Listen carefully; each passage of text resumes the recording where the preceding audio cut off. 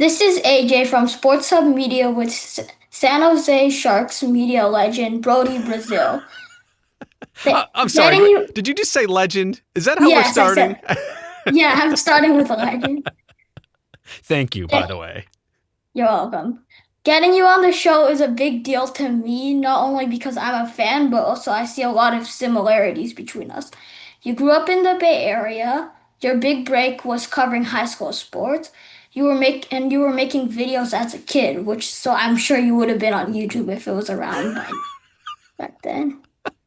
So true. So true. Sorry. I'm only laughing because everything you said is spot on. You can keep going, though. So tell me, how did your love for sports and broadcasting, and when I say broadcasting, I mean like pre and post game shows begin?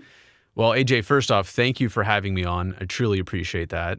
Um, I don't know. In middle school, which I know you're about to enter, the Mm-hmm. bug just got me. And I liked sports. I loved sports. And I started to have this fascination for creating videos. And in 2025, we call that content creation because everybody's Yeah. got a camera in their pocket. It's in their phone. You can edit on a computer. Back then, you have to understand that none of that actually existed. You needed to pick up a camera, put it over your shoulder. Then you needed to take that tape and put it in a VCR, put another, yeah, there you go, another tape and another VCR and do all the editing. It was a totally different format. It was much more difficult to actually get anything done. But for whatever reason, I really liked it. And I got fascinated with videos and sports and then sports videos. And if I'm being honest, I don't know that there was any time that I ever thought I was going to be the one sitting in front of the camera. Like I enjoyed just making the videos and sharing them with the basketball team that I was on. At some point, probably end of high school into the beginning of college, I realized maybe I'll try out this on camera part of it. So I always had the idea, kind of like you, of what I wanted to do, but I didn't know specifically where it was going to land me. Besides basketball, which you mentioned, what sports did you play growing up? Played basketball, played baseball, played soccer. Probably should have stuck with soccer, being as small as I am. You met me in person a while back at a Yeah. at a Sharks summer scrimmage. So I think that soccer probably would have been a better sport for me than basketball, but I loved basketball and I loved baseball. But by the end of my high school career, I realized that that was going to be the end of all my competitive playing careers.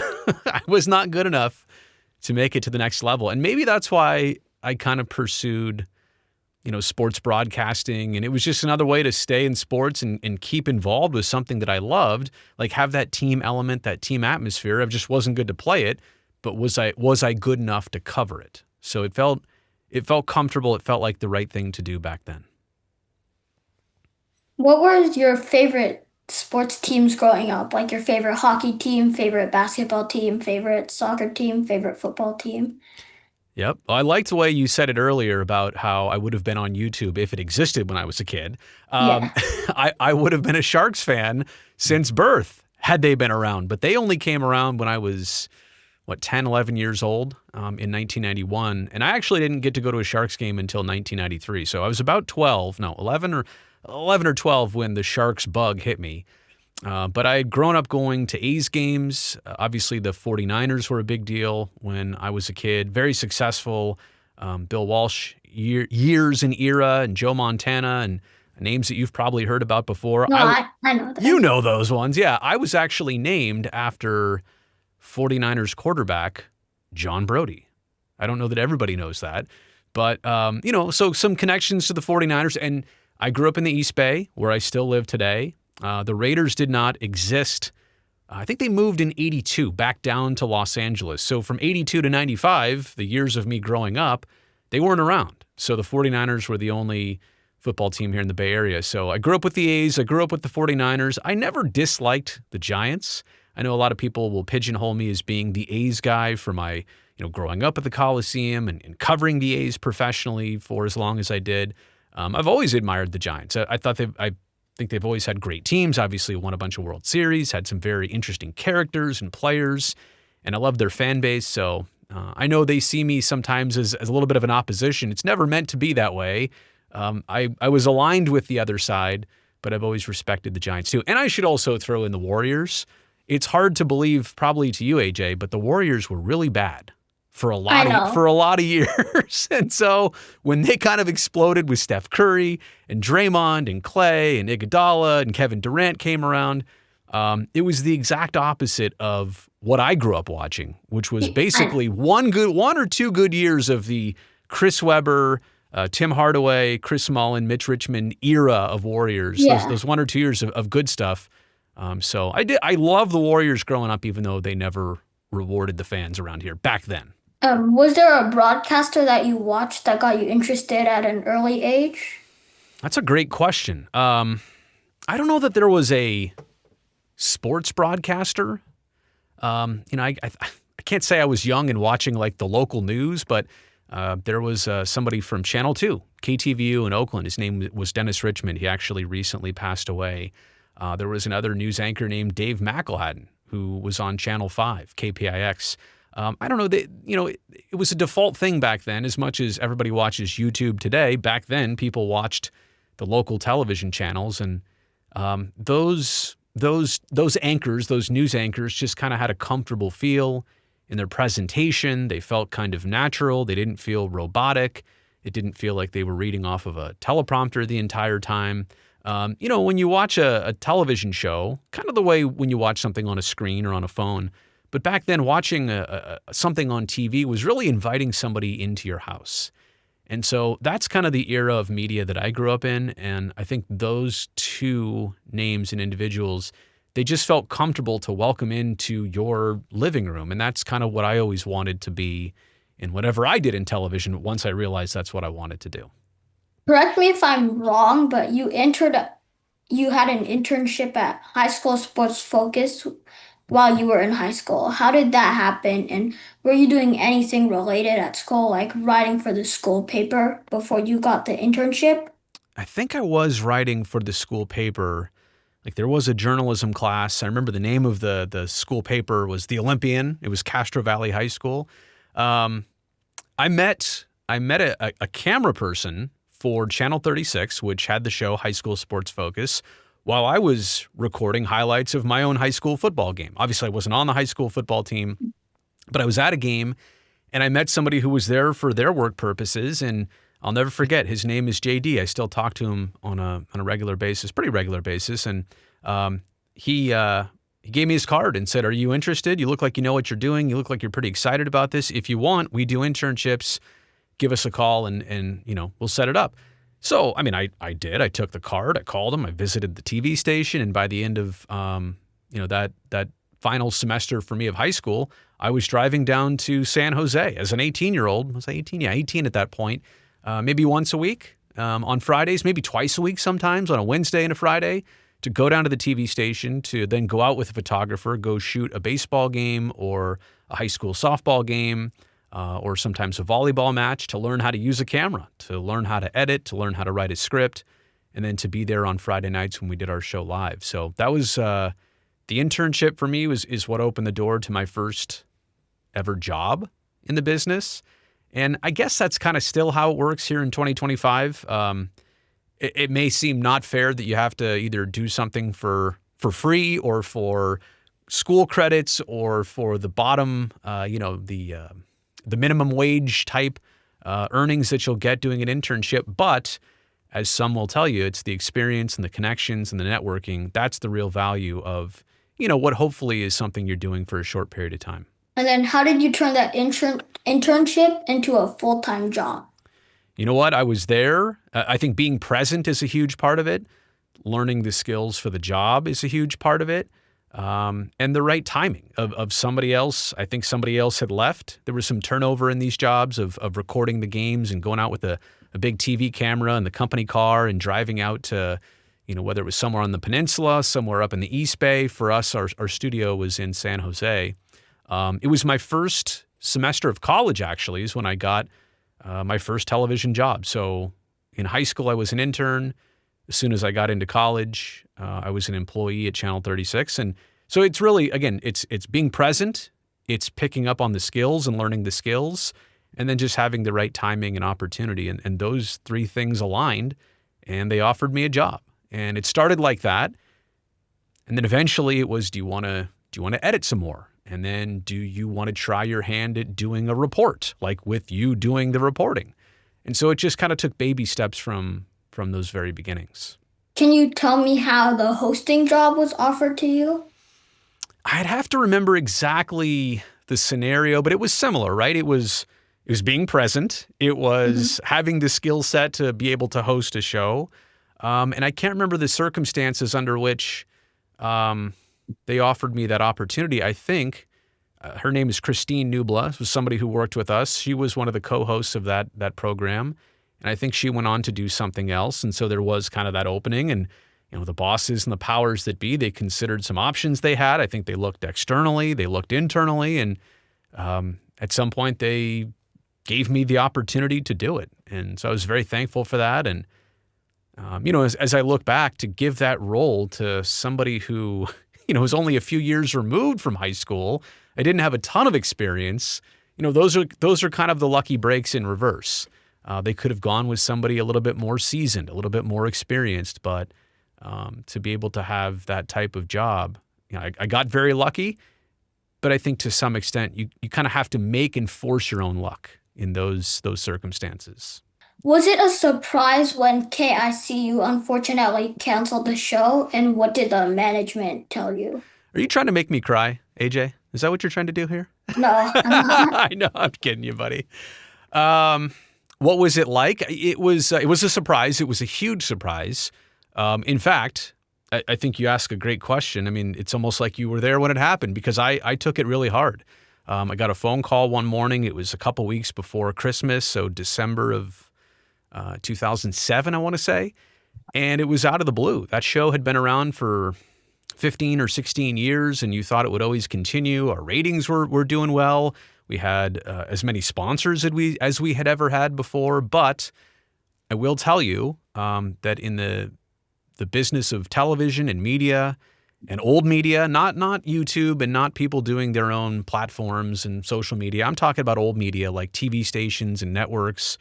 Sometimes they make these decisions based on budgets, just based on changing of the direction of wind. It really is that arbitrary sometimes. But yeah, it was kind of a surprise that they were not only canceling the show, but that they were letting everybody go. And there was no other real opportunity for somebody like me to stick around. And so it was frustrating. And I'll be very honest. I think you probably know what a chip on somebody's shoulder is in life, right? Like you feel like Yeah. you were wronged, and you feel like you have something to prove. And that experience really put a chip on my shoulder for whatever was next. And I felt like I had something to prove from there on out. That can be a good thing if you harness that energy the right way, but it can be a bad thing if you let that chip on your shoulder, if you let that kind of destroy you. So it's a very fine balance to use that to your advantage, those feelings. So can you talk about the year between KI getting the sports focus canceled and joining NBC Sports Bay Area? Do you know what I did during that year? I think you might know. Yeah, I think because your LinkedIn profile said you were a certified flight instructor, but You're scoping out my LinkedIn? I don't even know what's on my LinkedIn. I don't use I don't even use LinkedIn. You're right. I had a feeling the way you asked that you knew exactly what it was. I'm just giving you a hard time. You're doing such a good job. I decided to just kind of let things settle down and go a different route. And if I remember this correctly, and if I'm being perfectly honest, my intention was to get a new television job somewhere here in the Bay Area. I knew that actually the job that I got, I knew that network, what was called Comcast Sportsnet, was going to be starting up soon. I think it was supposed to start in 2008, but they had some delays due to the recession, due to a lot of things that were going on, in the economy and everything in that time and in that, where we were in life. So it took a little bit longer than expected, but I was kind of waiting around for that job and that opportunity to happen. And during the meantime, I got into my other passion. This is the long way of getting to this. I always loved aviation. And right after I graduated college, I got my private pilot license. A couple of years later, I got my instrument rating. A couple of years after that, I got my commercial pilot license. And then in 2008, so right after the TV show got canceled, I went out, did all the training necessary, and got certified to be a flight instructor by the FAA. Then I went out and I worked at a flight school in Livermore. It doesn't exist anymore, but I taught people how to fly airplanes for basically the entire calendar year of 2008. It's a totally different diversion from my career path before, but it was something that I loved, I cherished. At the time, I can say this now and be perfectly truthful with it. I was kind of a little bit lost in my life. I didn't know where it was going to lead me. I knew what I wanted to do. I didn't know if it was going to work out. I didn't know if I was done with television. I didn't know if I would ever return or get back into that business. Obviously, I did for a lot of years, and still in it. So it was an interesting time of life. There was a lot of confusion, but I in retrospect, I loved it. I met a lot of friends that I still have today in that 1 year of working in aviation. But that's the other side of me that not too many people know about. Were you concerned you might not find a broadcasting job in the Bay Area when you were being a pilot?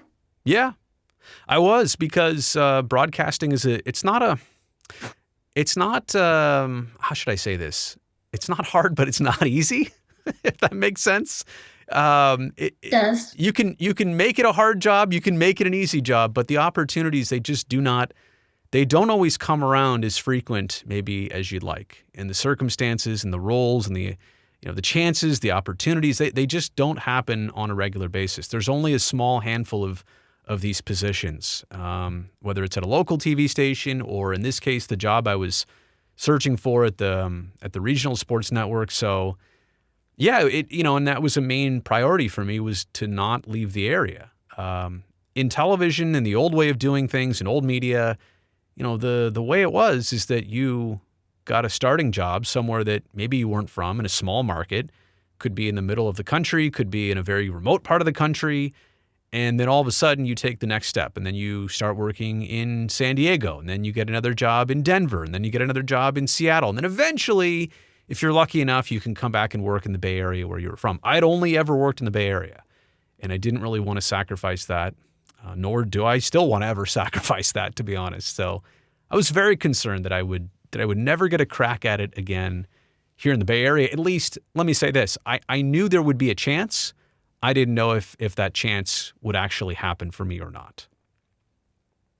So how did the NBC Sports Bay Area opportunity come about? I kicked and I scratched and I beat down some doors.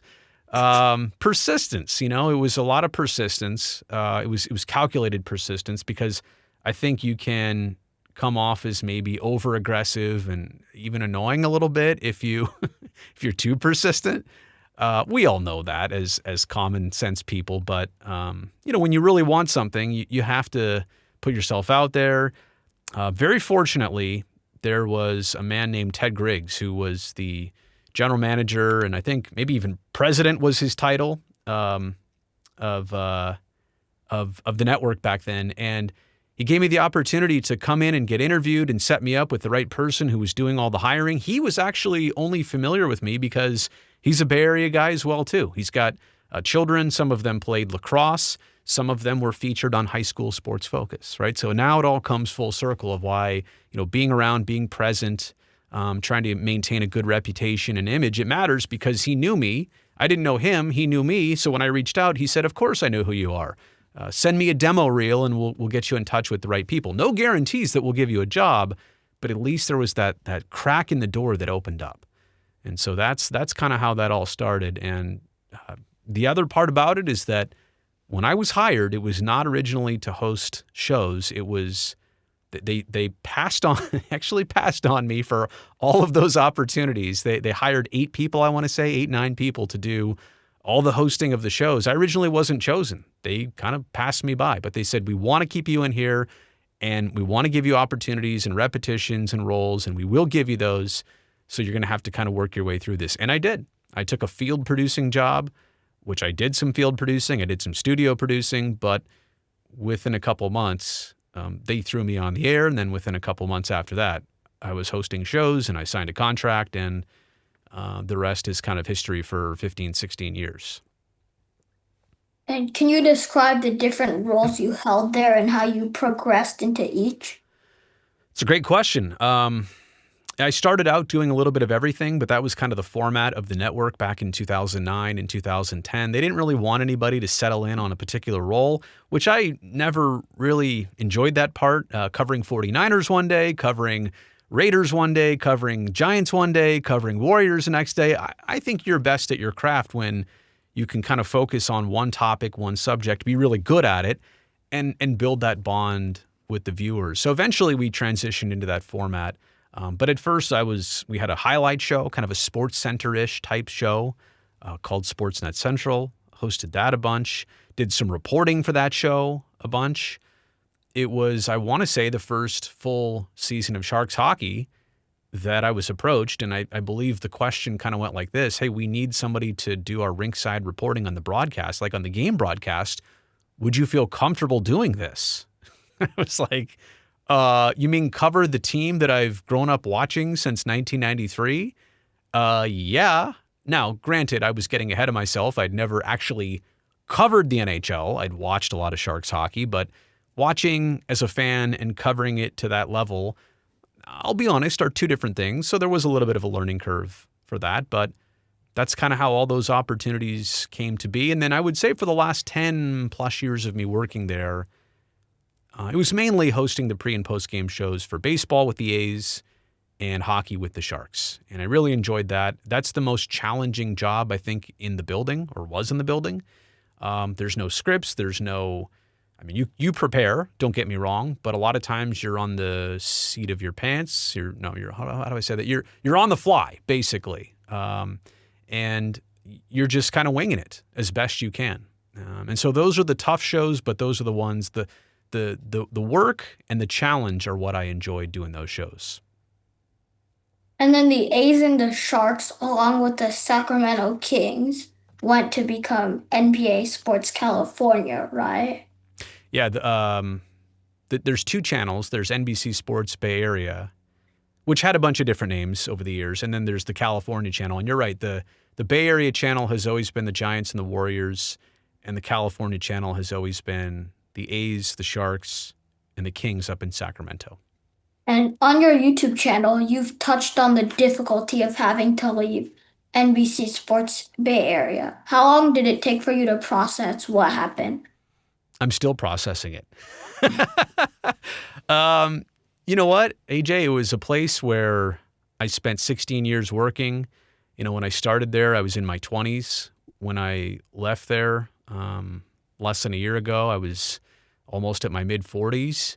I met my wife at that studio. The night I had to rush into the hospital because our son was born the next day, I was at work doing an A's Royals game. He came a little bit early, just a couple weeks early. So, we were prepared, but I was work. So a lot of like big life moments happened for me. I met hundreds of friends and worked with hundreds of super talented people there. Spent a lot of my life, representing that network, doing thousands of shows. And so detaching from that and so quickly and without, really the explanation of why this was happening or a really good reason of this happening. I think we can all digest that if something went wrong or I did something or, something was obvious of why this needed to happen.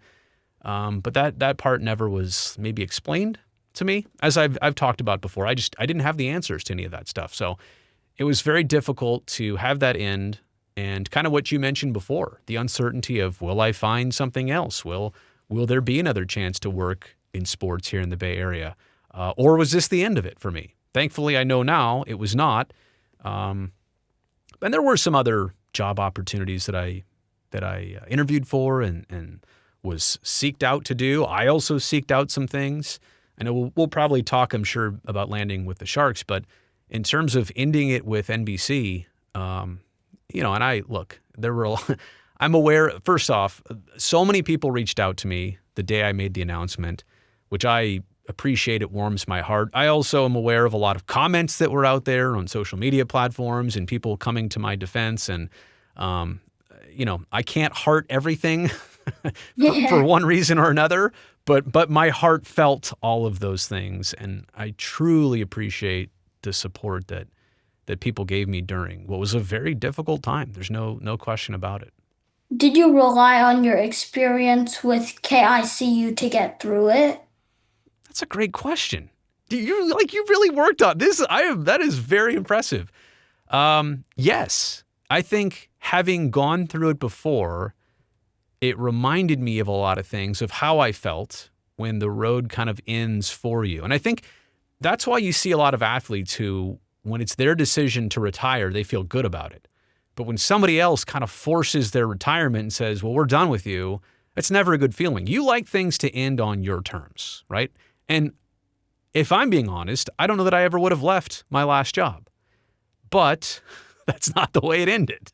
They ended it for me, and maybe in the end, maybe that's for the best. That remains to be seen. We'll give it some years to find out. This may have been a great thing for me. I will tell you this: leaving or being let go by KICU and having the show canceled, I would have stayed there for many years, longer than I should have. So I don't know if that part is sinking in. Sometimes you need a kick in the shorts, like you need a kick out the door to get on to your next thing, because I'm such a loyalist that I may have stayed around at KICU. I may have been doing high school sports in 2009, 2010, if that show still existed, instead of moving on to something I loved even more, like covering the Sharks. And in the case of what happened with NBC last summer and into last fall, I would have stuck around at that network. But maybe the best thing for me that remains to be fully seen yet in the next couple of years was to leave there. So I kind of trust, you've heard that saying, trust the process. Trust the process. Yeah, I feel like I learned, to your point, which is a great thing to bring up and a great question. I think trusting that process back then and seeing it through helped me through this last time of what just happened between NBC and the Sharks. Minus you got it kind of not like laid off, but like it canceled twice. Besides, it got canceled twice. It kind of reminded me of Kevon Looney. He Mm-hmm. just got like the Warriors didn't re-sign him, so he had Right. to go on Right. to a new chapter in his basketball journey. That's a great point. A lot of people, I mean, you can call it a bunch of different things. I had a contract with the network, and that's kind of a thing for athletes. It's a thing for people on television with jobs like that work at networks. Once you sign a contract, that contract comes to an end. And at the end of that contract, it's up to both sides to get something together again. And so that's by nature and that's by design. And it's always been that way for a lot of performers and presenters on television that, it's same thing with an athlete. It's so that the team has a way to get out of the situation without firing a person. And, look, when I talk to people, I say I got laid off. I guess I kind of did. But really, I mean, the very technical term of what happened to me, to your point, was that my contract was not renewed. And so I became a free agent, which now I can appreciate what a lot of athletes go through in their own free agency, right? When a team says, hey, great job playing for us this year, but we're going to move on. You're a free agent. You're on your own. It was kind of like that. So if it was like an athlete, Brody Brazil does not get his contract renewed by NBC Sports. 2 months late, a couple months later, Brody Brazil signed with San Jose Sharks. Somebody made that tweet that the Sharks picked me up off the waiver wire. They did an Elliot Friedman like a fake tweet that he didn't really put out. But yeah, you're right. And the Sharks kind of picked me up as a free agent. So it really was kind of like that. And it was heartwarming, to be honest with you, that a team that I had worked with for so long and covered for so long and loved even longer than that they would give me an opportunity to continue on a really good career path and trajectory and something that was familiar and comfortable to me. And how did the opportunity with the Sharks come about? we might have covered it right now, but like, did they just say, "Hey, Brody, do you want to come with us?" You And know, were there any other jobs you seriously considered? yeah. Um, Let me address the Sharks part first. In my talks with them about what had just happened, I've got a lot of friends that they're coworkers, and many of them are my bosses and bosses, but I consider them friends. And it was just an initial talk about like, hey, maybe we can work something out, and we feel terrible for you, and let's just talk about this. And I was like, great. On one hand, I didn't want to get my hopes up because I didn't know if we would all align on something that worked. Like, do you actually need me? Can I do something for you? Can I be productive? I don't want to have a job where I'm bad for you. I want to have a job only if I'm productive for you, and this makes sense for both sides. And so we had a lot of talks. We had a lot of meetings through the rest of the summer and into the fall. And at some point, we decided that, hey, January 1st, 2025, it's go time. And once I made that decision and we all hashed it out and we moved forward on it, it was a really, really refreshing feeling. And it was presented pretty early. It was out there and it was considered for quite some time. There was another job that maybe I won't feel comfortable sharing all the direct details of where it was and who it was with, but there was another sports opportunity specifically that was out there. I did it the best diligence I could in trying to figure out what that job was all about, what they would need from me, what my life would look like doing that job, how it would align with maybe my career trajectory. And I just put all the pieces together. And fortunately, I just identified it as maybe something that wasn't the best fit for me of these two things. When I looked at working for the Sharks, I mean, that was always kind of like, icing on the cake. That was up on the trophy mantle of like, yeah, how could you ever say no to that? This other job was going to have to be really perfect and really special. And I checked it out and it was fine, but it just wasn't working for the Sharks and doing what I'm doing now. So, luckily I had options. Honestly, that was the most refreshing thing of all of this, that it wasn't zero things and it wasn't just one thing that I had to do. There were some choices and it allowed me to see what was going to be so special about working for the Sharks. Like a choose your own adventure book. Wait, a what? This is Choose this. your own adventure. Oh, choose your own adventure. Okay. So that is something I've read to my son. See, I didn't hear you at first and I was worried that was something that young people today know about that I'm too old to know about. See, I miss some of these things now. I don't get all the references. But you know what a choose your own adventure story stuff is like, I do right? know. No, you're right. It really was. It really was like choose your own adventure. That is a great way of putting it. Now we're gonna go through doing the job. So walk me through like a typical day during the season for you. You know, I could tell you what my old job was like because I did that for so long. My new job, I've only done it for half of a hockey season. So I will tell you that my new job has an off season, which, as you know, I'm in the middle of it right now. And that presents a different challenge of coming up with creative content when the players aren't around, when there hasn't been a game in several months, and you want to stay relevant. You don't want to keep throwing stuff at the fans that they say, well, we've seen this before, or that's not interesting. So far this year, I've done everything. I've featured some of the Sharks photographers and their best work. I've gone over to Sharks Ice and tried to feature a little bit of behind the scenes of what happens there. We obviously just recently had the NHL draft. Sharks had the second overall pick. So there was a lot of buildup to that. And then when it happened, and then development camp, and I did basically a month's worth of interviews within 3 or 4 days at the beginning of this month, here July, that are going to last us on all the Sharks platforms throughout July. But then August, I'll have to figure out something else. So I don't want to give away what I'm doing, but I've got several different series lined up. So it's really a matter of season versus off season. The season is kind of I'll say this bluntly, and hopefully it's understood the right way. The season is the easy part. There's games and there's players available and there's a lot of things to talk about. There's always something new. In the off season, there's not always something new. So you have to really change the pace of it. I produce basically a piece of content during the hockey season every day of the week, 7 days a week. And then here in the off season, we've dialed it back to 5 days a week. So I'm responsible for sending in something every single day that goes on YouTube, X, Instagram, all the Sharks channels, the Sharks Plus SAP Center app, sjsharks.com. It gets cross-posted on NHL.com. So they try and utilize it everywhere they can. But again, it's a little bit of a pressure, right? Like you have to come up with something every day.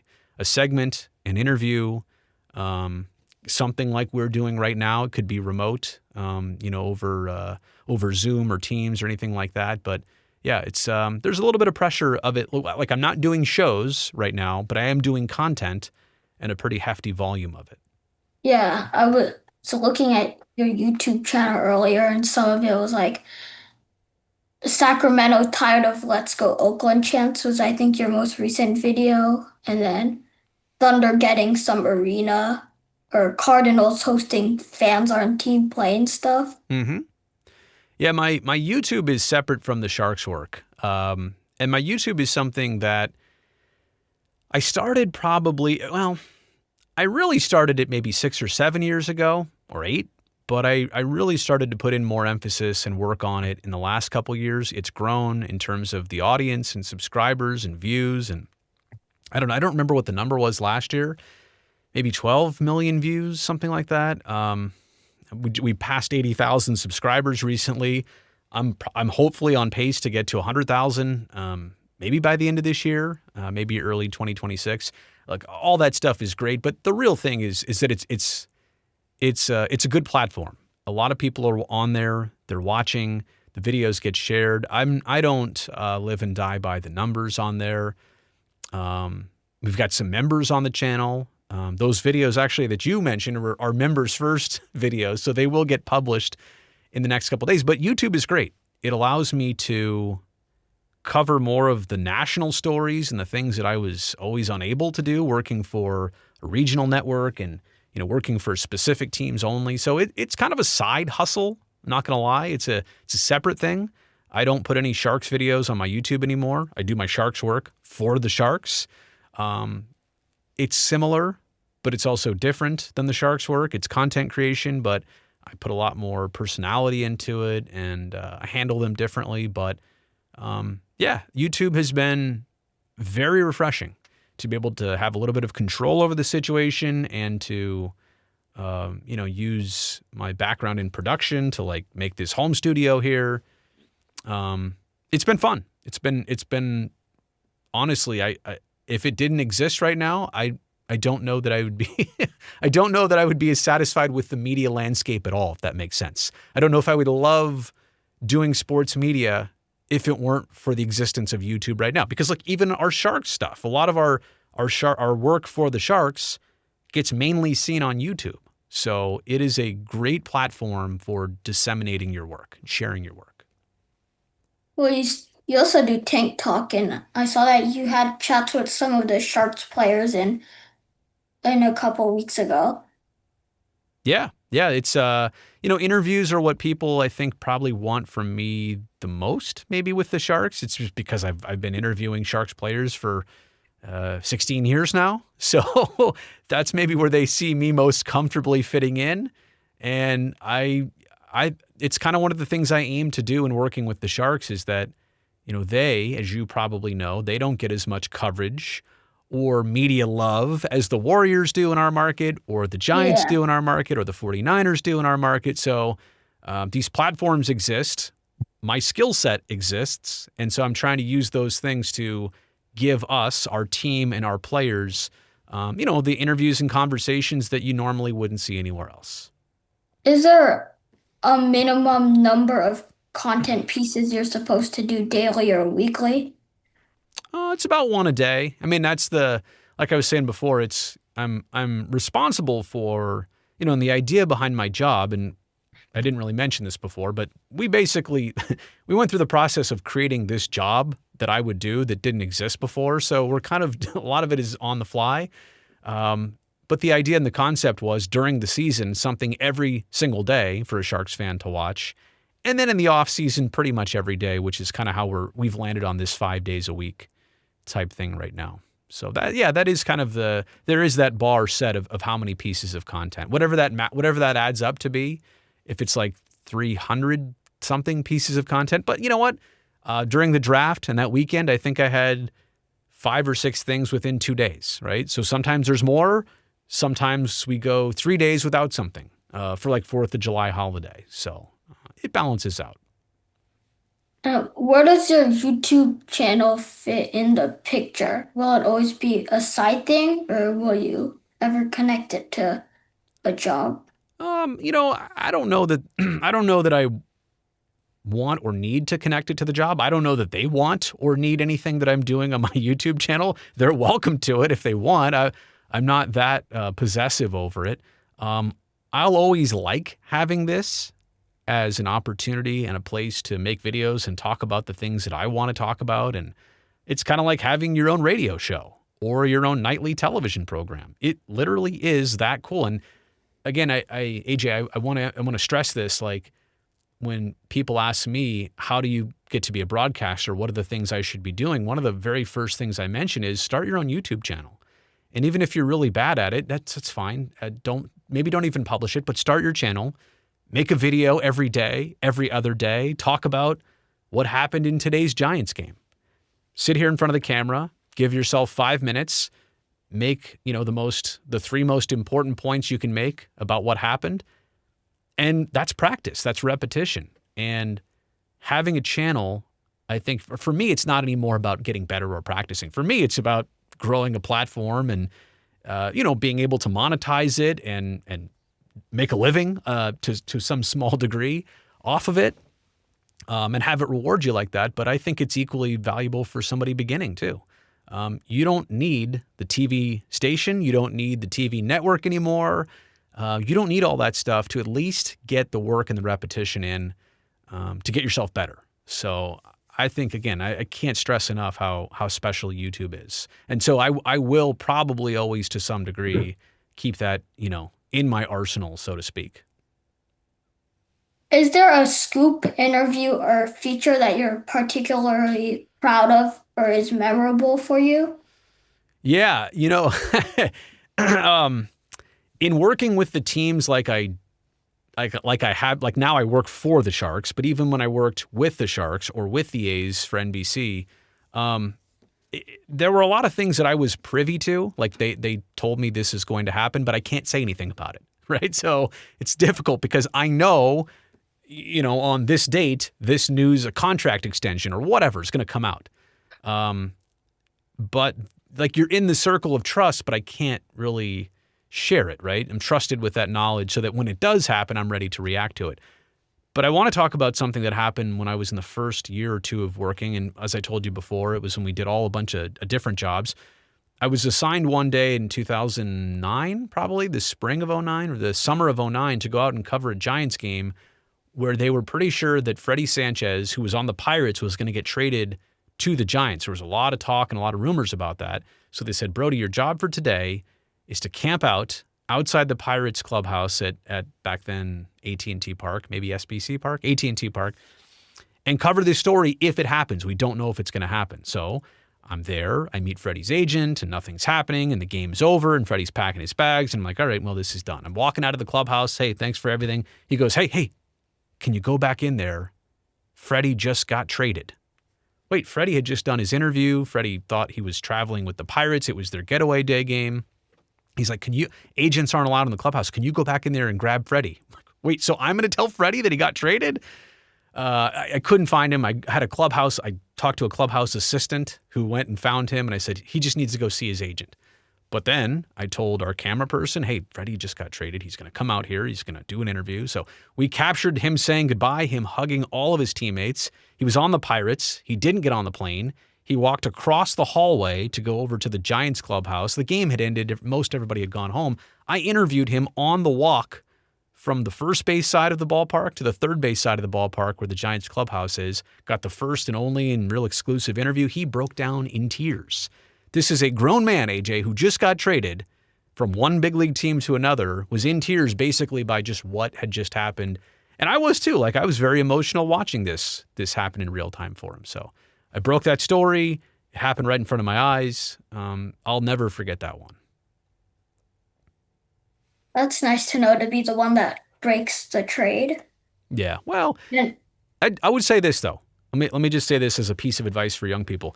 Breaking news and being the person to break that, fine. If that's your thing. Getting it right though, like being accurate with it and being sensible about how you deliver this information are way more important over the long term than being first, right? So that's just it comes with a little bit of a caveat. Breaking news is cool. Like great if you're the first, but make sure it's right and make sure it comes across the right way. and I know that your Bob Costas interview was huge too. Yeah. Did you watch that one? Yeah. Yeah, you know what? I was sitting in this chair um, maybe last summer, and my phone, maybe just done with the video and goes buzzes. I'm like, okay, what, from a number I didn't recognize. And hey, this is Bob Costas, and long text, right? Watching your stuff. Sorry about what happened with the A's. We've never met, but I found you on YouTube. Like, this is a prank, right? Like, would you believe that if you got that text? Do you have a phone, by the way?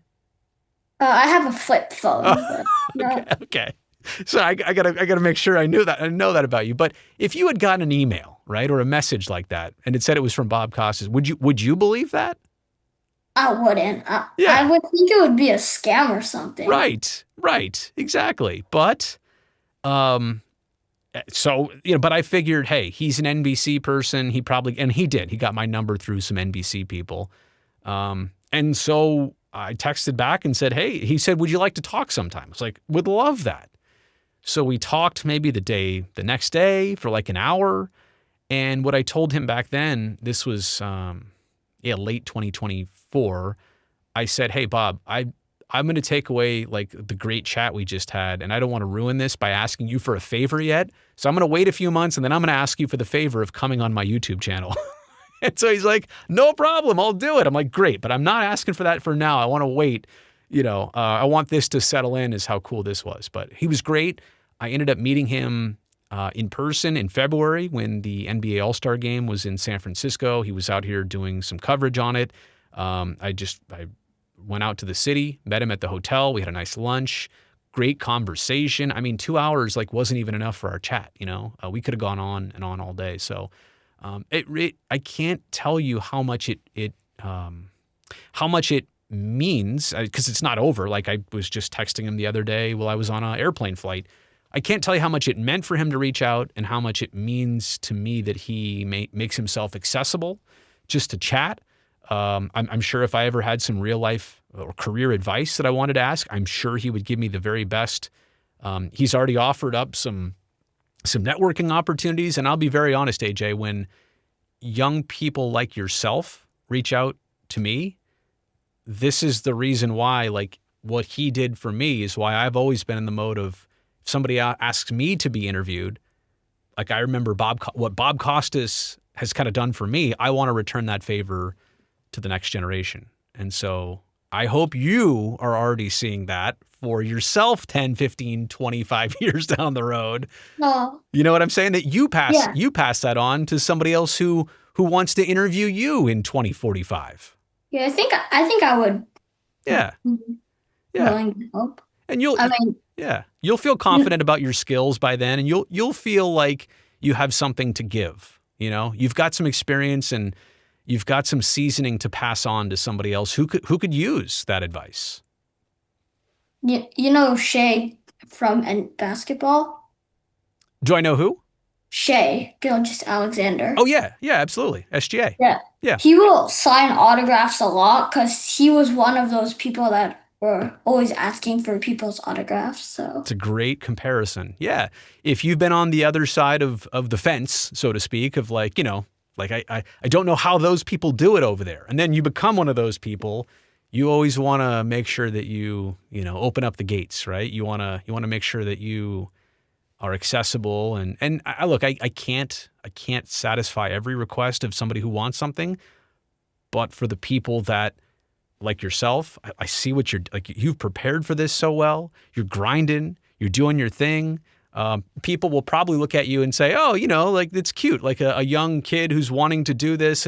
But like, you're not just showing up unprepared. Like, you are really focused on this. So I sense that. And that's why I want to, like I said, pass this on to you. Thanks for telling me that. Yeah. It's a good piece of advice. Just don't take my job in 20 years, okay? Like, just give me a little bit of time to. Okay. Can I retire first and then you can have it? Yeah, you can retire Okay, first. okay, cool. Sounds good. Sounds good. So, as you gain more experience, how would you say your approach to the job has changed, if at all? Um, I think this is something that I learned a long time ago, but that I remind myself a lot. You can get just as much done by working smarter. You have to work hard to a certain degree. But I do think that as you get older, you realize how to make things better without putting in as much effort. And it's not that you're trying to be lazy by putting in less effort. That's not it at all. What you're trying to do is like a distance runner. You're trying to pace yourself so that you can last that 26, is it a marathon 26 miles? 26.2 mile marathon. You are trying to endure for the long term. And so I think of all the things I've learned, there's a lot of small skills, and gosh, if I watch an interview that I did even 5, 10 years ago, I'll look at it and cringe and say, ooh, that was awkward. I wasn't as good maybe as I think I am now. And 5, 10 years down the road, if I'm watching this, I'll probably think, oh, why was my voice so squeaky high? Why was, whatever. But I think, to me, the biggest thing I've learned is how to pace myself and how to get more work done with a little bit less effort, conserve some effort so that I can last longer in this career and so that I have more energy to put in multiple places. Let me also tell you that I've been a father now for the last almost 8 years. That has totally changed the responsibilities and energy levels of my life. So you really do have to, as you get older, you have to pace yourself in this job. You can't approach it like you're 27 forever. That's just not going to work. How has social media changed the way you work? If it has changed it. A lot. And I think, I'm not going to be the old man, play the part of the old man here in this conversation, but when I was getting into this job, AJ, there was no social media, and it was all television, and that job was done a certain way. And quite honestly, even like a chat that you and I are having right now, this like podcast style chat, people never did this. Like, whoever's watching this on your YouTube channel right now, for as long as we've chatted, there was never a program where two people would talk for 50 some odd minutes as we have been so far, right? So social media has offered new opportunities, new ways of doing things. I don't want to say you don't need the old TV stations and networks, but the flow of information happens a lot quicker. Stuff gets outdated a lot faster. The pace of things it's really hard to answer this question, only to say that it has dramatically changed almost everything about old media. The new social platforms have kind of toppled old media. We saw that coming. We knew it was coming. It happened. And I think if you're looking at it in reverse right now and saying, well, has it happened? Like, then of course you missed that years ago. It has already happened. I don't know how many young people are watching the nightly news anymore on a television station or listening to like an AM radio. Do you know what AM radio is? You probably do, right? I don't. Yeah. You don't?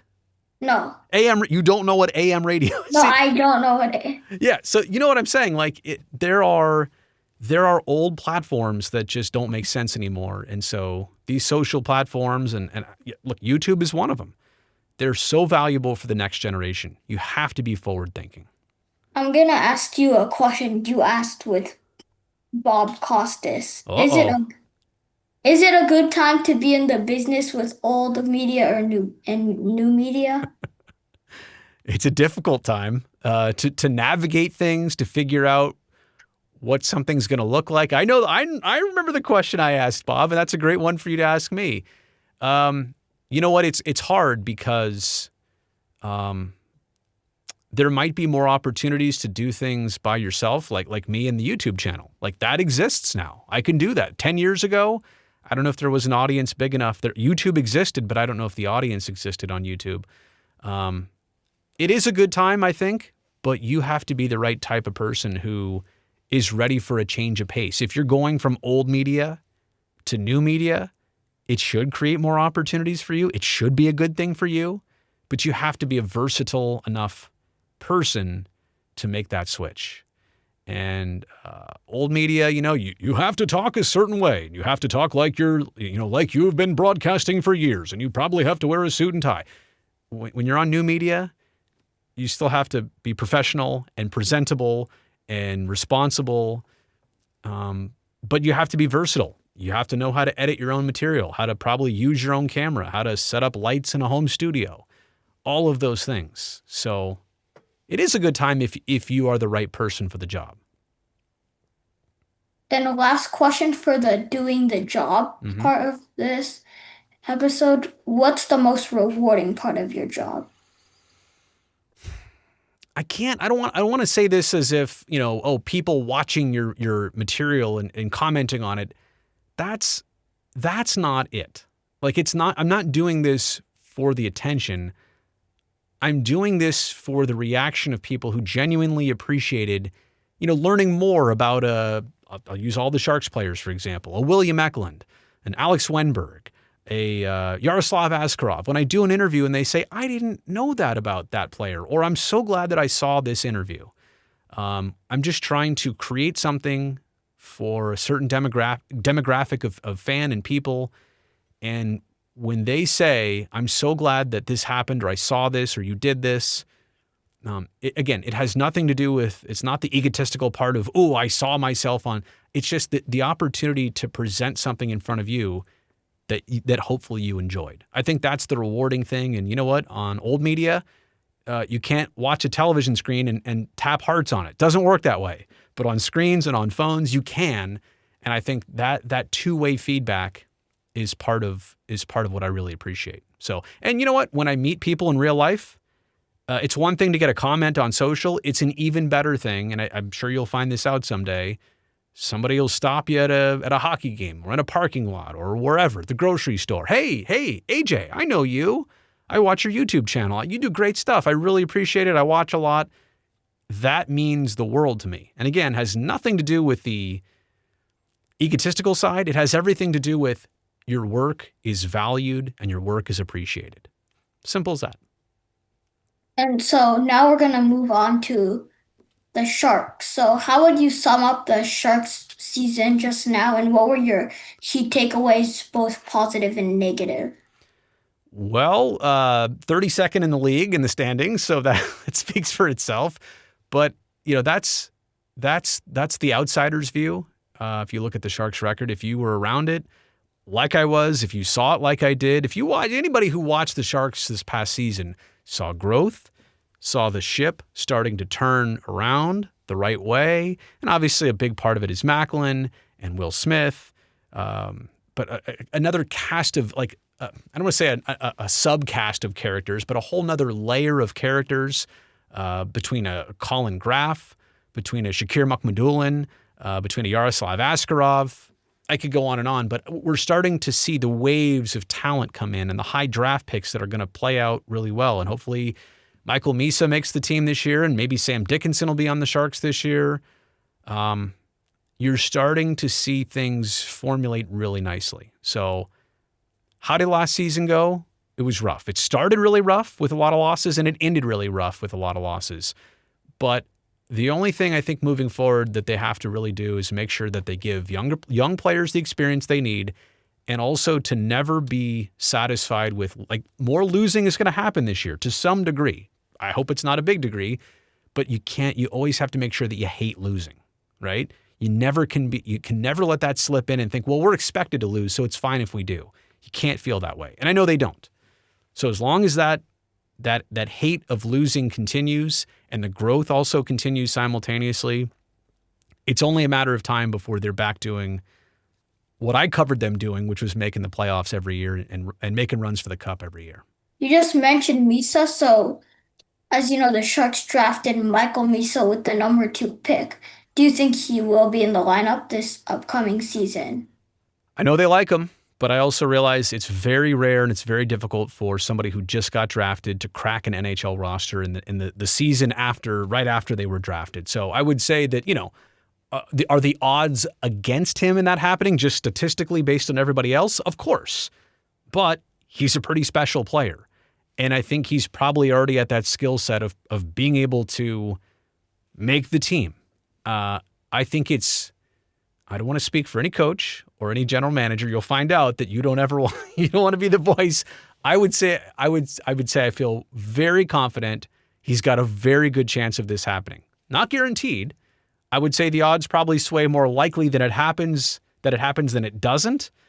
But I don't know how it plays out. Certainly for him, I hope that if he's ready for it, that the opportunity is there for him.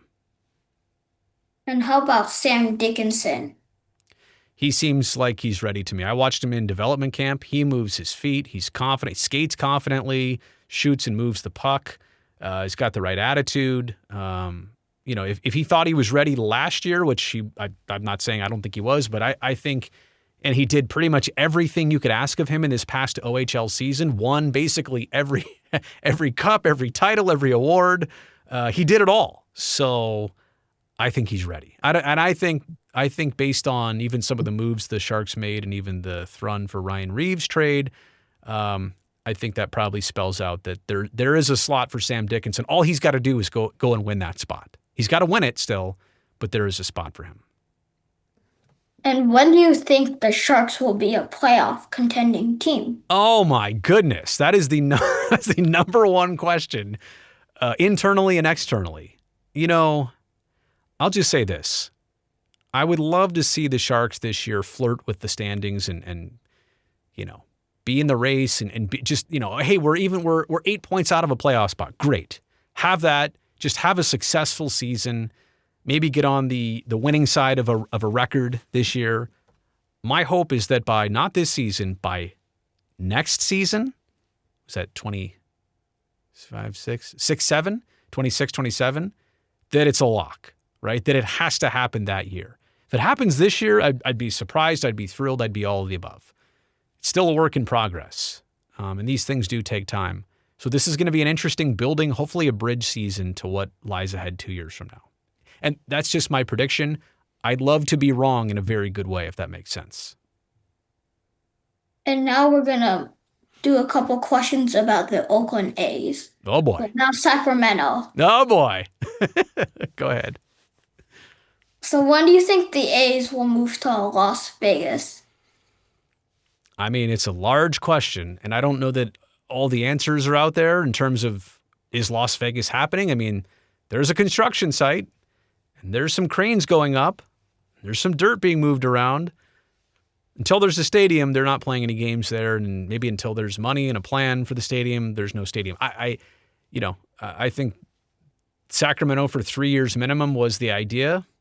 Maybe it's a fourth year. Maybe that's how they get it done. Maybe they spend 4 years there and then they move to Las Vegas.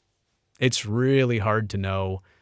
I think the only thing that's guaranteed is that they will definitely be playing in Sacramento for this year and probably 2 more years, whether people love that or they hate that or they don't care about that or people show up or they don't show up. That's where I think they'll be for 2 more years. And when do you think the A's will be a playoff contending team? Well, if the rumors are true that they're shopping Mason Miller and Brent Rooker right now, they could very well lose 100 games again this season. They're kind of like the Sharks in that rebuilding mode, except for the fact that the Sharks, have better picks and higher prospects and whatever, way deeper pipeline. The Sharks are fostering that and are growing those, they're growing those seeds into something mature. The A's, as they've done a lot of times over and over again, they'll take those young prospects and they'll flip them for even more future picks and prospects. So, hard to know. I mean, we might be witnessing another flip of the A's again here in late 2025. We'll see. And now we're going to move into personal questions. All right. So, what can we find you doing when you're not working?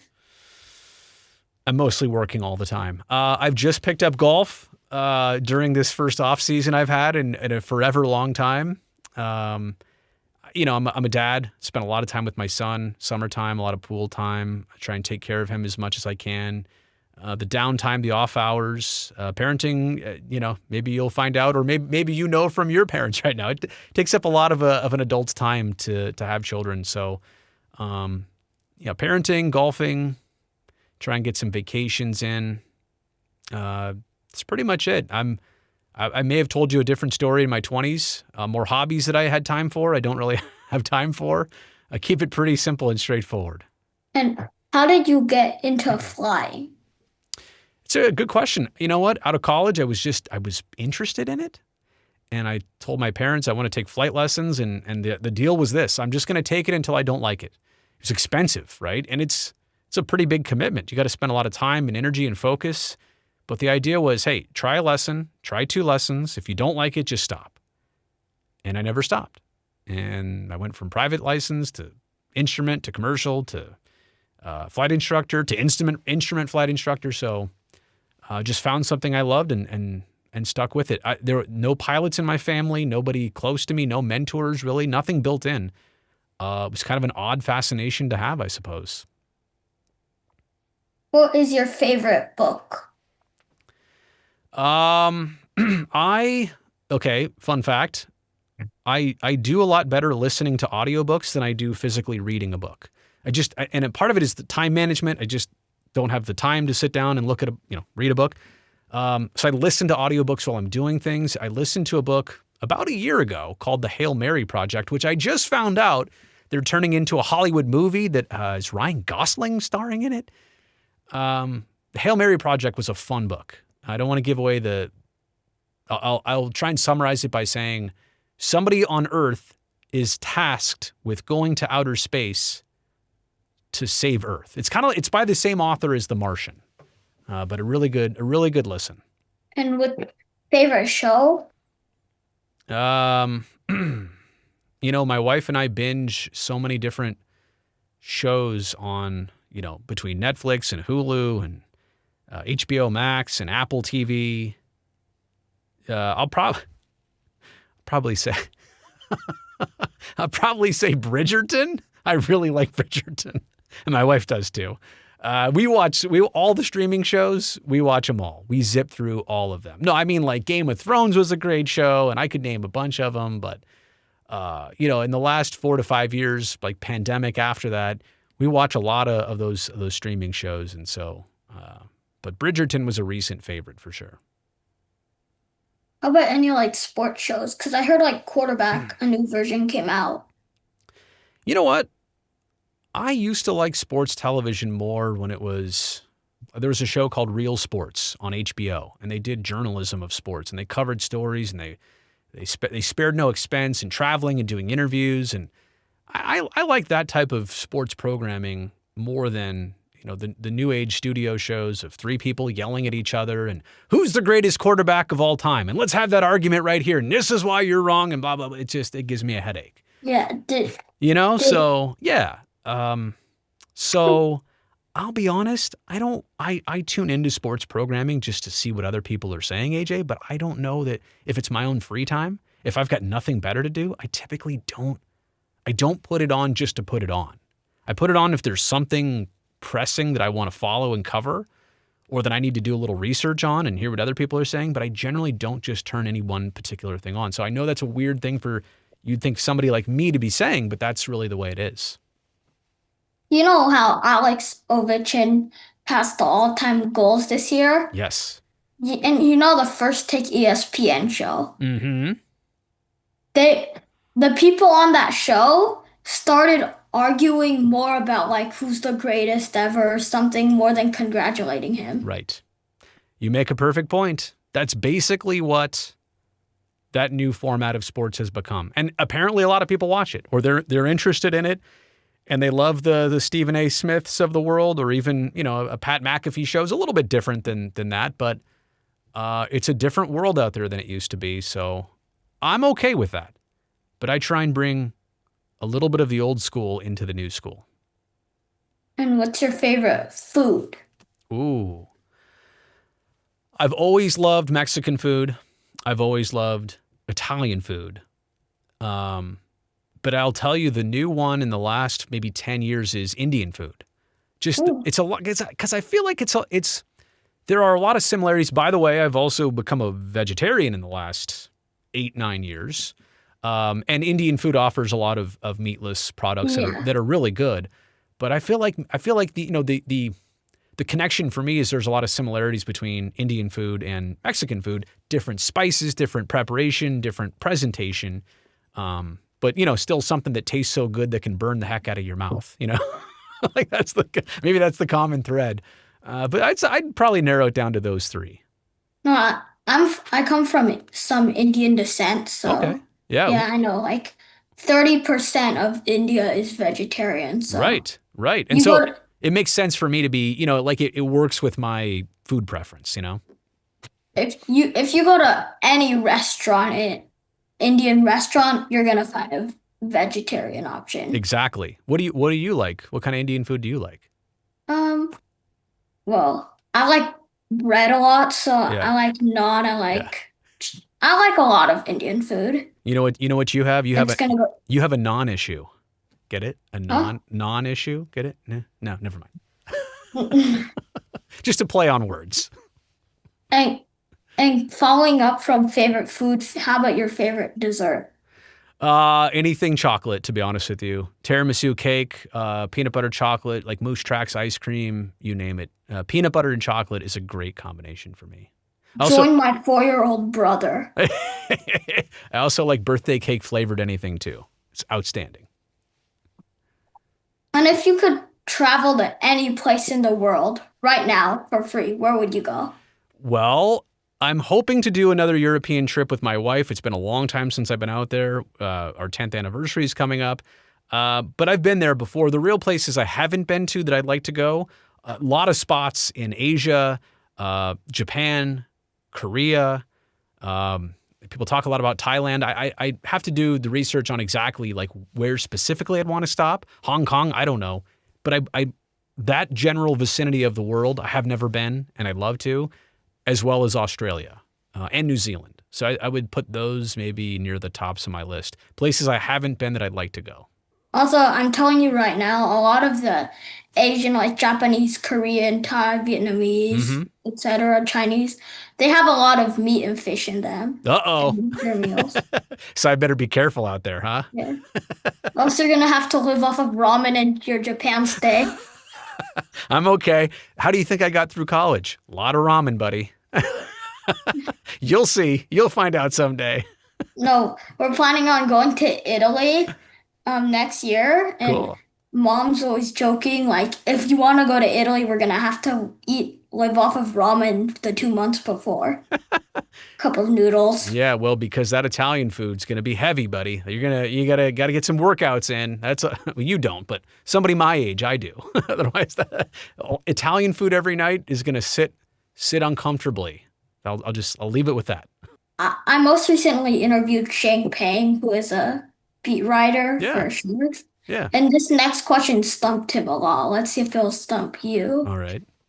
If you could meet any person, alive or dead, who would it be? Oh man. You know what? Since I've watched the play Hamilton like so many times and I've got to see it in person maybe 3 times, I think I'd be interested to meet Alexander Hamilton. Do you know what I'm talking about, Hamilton, the musical? Yeah. Yeah. And it's a name of history that I was aware of, but after watching the musical, I'm like, you are fascinating. And I don't know that he'd be my buddy. I feel like I want to know more about him and his time and his struggles and everything he went through. So yeah, I think that's a weird one, but off the top of my head, I wanted to make sure I wasn't stumped. I guess Alexander Hamilton. Okay. Now, if high school sports focus was brought back, would you want to host it? I think if I'm, out of no disrespect to the format or the idea, it just wouldn't fly the same anymore. Kids don't watch television. They'd rather that be on a YouTube channel. But I also think that that was a chapter of my life and something that I did and that I had a lot of fun with and I learned from. If the right situation ever came around again, maybe, but I can't explain how content and satisfied I am right here, right now. It's hard to even fathom anything else than kind of where I'm at and what else I'm already doing. So the answer is probably a kind no, but I had a lot of respect for what, that job did for me back when. And last question Mm-hmm. of this whole interview, All right. advice would you give to up and coming broadcasters? Consume a lot, consume as much as you can. Try and see how other people handle situations for both good and bad. Start right away, as you're doing, right? You have your own YouTube channel, you've got your own social media. Um, Pretend like you're already doing the job you want to do. Pretend like somebody's already paying you to do this job. Work at it, get your repetitions in, uh, do as many interviews and YouTube shows as you can. Repetition is super valuable to you. And you know what? Networking is important and keeping your eyes open for opportunity. All of that matters. But I think to start doing your own thing as soon as you can is only going to help you down the road. Yes, you need a college degree, and yes, you need an internship probably somewhere, and yes, you do need a paying job eventually to support yourself and living situation and whatever. But you might have to put in side work. I would basically, to answer your question, just start doing the work already. Don't wait for somebody to tell you it's time. You just get going on it yourself. That's the number one advice that I would give to somebody getting into business. Okay, so that was all the questions I had for you, Mr. Brazil. So thank you again for joining me. Thank you for having me. And AJ, you can always call me Brody. Mr. Brazil is my dad, and he's not here right now. So Okay. Okay, Brody. thank you, buddy. This was fun. Okay. Bye. Bye.